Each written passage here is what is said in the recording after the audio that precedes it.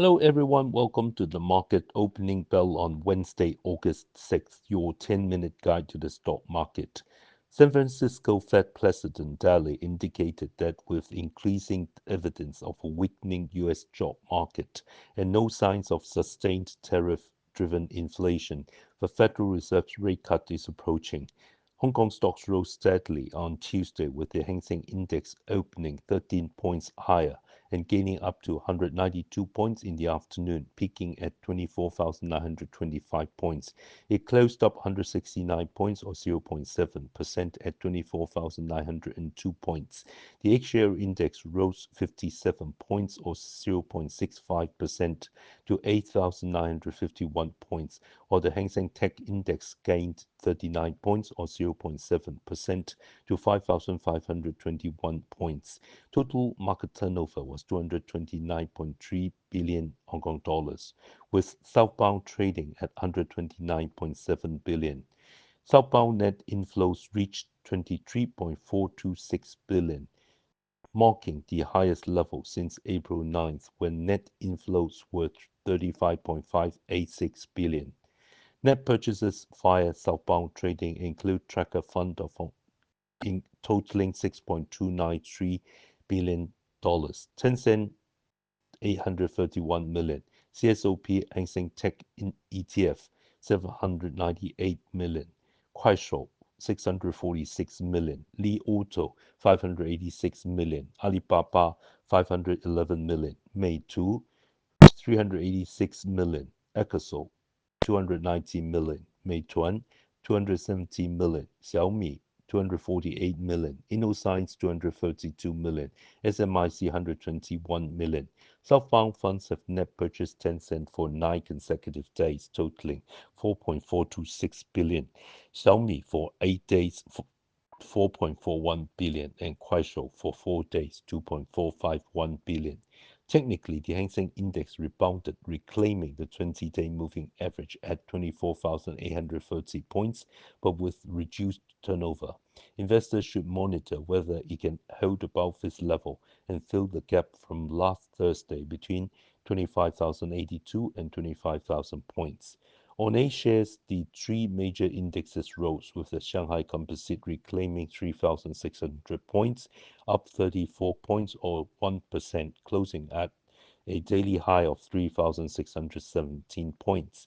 The Sunshine Component Index rose 65 points or 0.6% to 11,106 points. Combined turnover in Shanghai and Sunshine was 1.5959 trillion yuan, down 2.4 billion yuan from the previous day. For July, S&P Global China Services PMI was 52.6, above the expected 50.4 and up from June's 50.6, indicating service sector expansion. The composite PMI was 50.8, slightly down from June's 51.3, showing modest improvement in service activity driven by stronger demand through export orders, and overall economic momentum remained pressured by weak global demand and trade tariff challenges. The renminbi US dollar central parity rate rose 29 points to 7.1366, the highest since November 6, 2024. The Hong Kong Monetary Authority intervened in the New York session on Monday, buying 6.429 billion Hong Kong dollars and selling US dollar. The Hong Kong dollar hovered near the weak side guarantee on Tuesday. The banking system balance is expected to be 72.461 billion on Thursday, August 7th. Market highlights: paper stocks surged with Nine Dragons Paper up nearly 5% and Li and ManPaper soaring over 7%. The paper industry saw a price hike wave in August, with leaders like Nine Dragons, Li and Man, and Shanyin International announcing price increases for various products starting August 1st. This marks the fourth price hike in the packaging paper sector since July, driven by rising costs of raw materials, energy, and logistics. While this wave may ease short-term cost pressures, long-term industry health requires addressing overcapacity, demand stimulation, and market competition.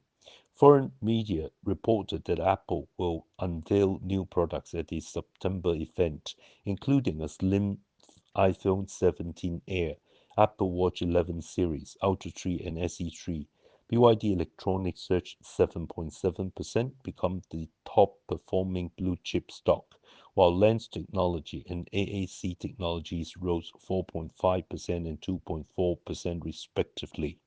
China Tower reported that for the 6 months ending June, revenue was 49.6 billion yuan, up 2.8% year-on-year. Net profit was 5.757 billion yuan, up 8%. Earnings per share was 0.3293 yuan. An interim dividend of 0.1325 Hong Kong dollars was declared, compared to 0.109 Hong Kong dollars last year. Tower sites total 2.119 million, up 25,000 from year-end 2024, with 3.579 million operator tenants, up 35,000, and an average of 1.72 tenants per tower site. Yum China Q2 2025 operating profit was $304 million, up 14%, a second quarter record. Operating margin rose 100 basis points to 10.9%, and restaurant margin increased 60 basis points to 16.1%. Same-store sales grew, driven by a 10th consecutive quarter of same-store transaction growth, with system sales up 4%. Diluted earnings per share, excluding mark-to-market and forex impacts, rose 15%. A $0.24 per share dividend was declared, payable on September 23, 2025. The company returned $274 million to shareholders in Q2 and $184 million in stock repurchases, 90 million in dividends, totaling 536 million in the first half. Store count reached 16,978, with 336 net new stores in Q2. Full year net new store target is 1,600 to 1,800, with capital expenditure lowered to 600 to 700 million US dollars due to reduced per store costs. Fortune REIT reported for the 6 months ending June, distributable income was 377 million Hong Kong dollars, up 2.06%. Interim per unit distribution was 0.1841 Hong Kong dollars. Revenue was 855 million, down 1.98% due to negative rental reversion, mainly from supermarkets and real estate agencies, though higher agency fees, parking revenue, and a slight rise in average occupancy offset some declines. Net property income was 613 million Hong Kong dollars, down 3.24%. The REIT hosts 17 retail properties, including 16 in Hong Kong and 1 in Singapore, with over 3 million square feet of retail space and 2,793 parking spaces. Techtronic Industries reported for the 6 months ending June, record sales reached 7.833 billion US dollars, up 7.1% in reporting currency. Gross margin rose 34 basis points to 40.3%, driven by high margin Milwaukee business growth and productivity gains across production and procurement. Net profit was 628 million US dollars, up 14.2%. Earnings per share was 0.3437 US dollars. Interim dividend was 1.25 Hong Kong dollars, compared to 1.08 Hong Kong dollars last year. Companies announcing results today include Cathay Pacific, the Hong Kong and Shanghai hotels, Uni-President. US stocks fell on Tuesday as the July ISM Services Index underperformed expectations, intensifying stagflation concerns following recent employment data, while President Trump announced upcoming tariffs on chips and pharmaceuticals. The Dow closed down 61 points or 0.1% at 44,111. The S&P 500 fell 30 points or 0.5% to 6,299, and the Nasdaq dropped 137 points or 0.7% to 20,916. The Nasdaq Golden Dragon China Index, reflecting Chinese stocks, closed down 41 points or 0.6% at 7,382.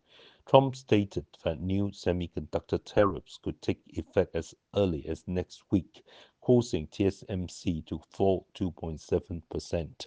Tesla saw sales in the UK and Germany drop over 55% last month, with its stock closing down 0.2%.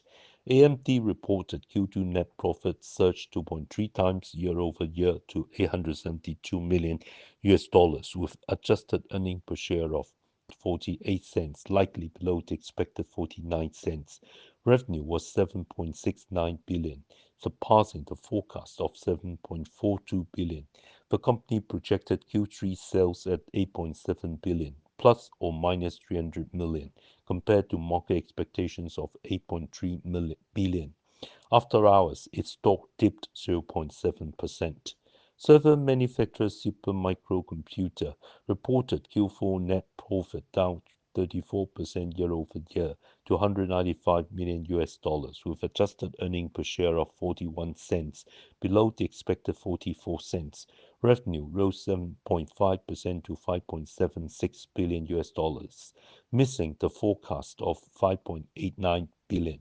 For the current quarter, they expect adjusted earnings per share of 40 to 52 cents and revenue of $6 billion to $7 billion, compared to market expectations of 59 cents and a $6.6 billion. For fiscal 2026, it forecasts revenue of at least $33 billion, above the expected $29.94 billion. After hours, its stock fell nearly 15%. Among other earnings, Palantir reported revenue exceeding $1 billion for the first time, with its stock rising 8%. Caterpillar held steady. Yum Brands posted Q2 profit and revenue below expectations, with its stock down 5%. Pfizer beat Q2 expectations and raised its full-year outlook, lifting its stock by 5%. On economic data, the U.S. July services PMI fell to 50.1, down from 50.8 in June and below the expected 51.5, signaling near stagnation in the sector, with seasonal and weather factors impacting activity. Production, new orders, and inventories show slowdowns. Price pressures intensified to the highest level since October 2022. Employment contracted further for the second consecutive month. Order backlogs continue to decline and supplier deliveries slowed. Meanwhile, new exports and imports shifted from expansion to contraction, reflecting tariff tensions affecting global trade. Our stock pick today is Zhaoke Ophthalmology, stock code 6622. Zhaoke Ophthalmology is dedicated to the research, development, production, and commercialization of ophthalmic drugs to address significant unmet medical needs. The group has made substantial progress in developing an innovative portfolio with three flagship drug assets: NVK002 for myopia, CSA ophthalmic gel for dry eye disease, and TAB014 for wet age-related macular degeneration (WAMD), advancing toward potential market approval.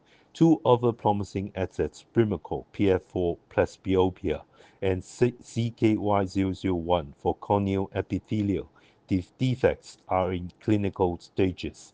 The group also boasts an impressive generic drug portfolio, meeting broader patient needs and generating revenue. Its innovative and generic drug assets collectively target major diseases affecting the front and back of the eye.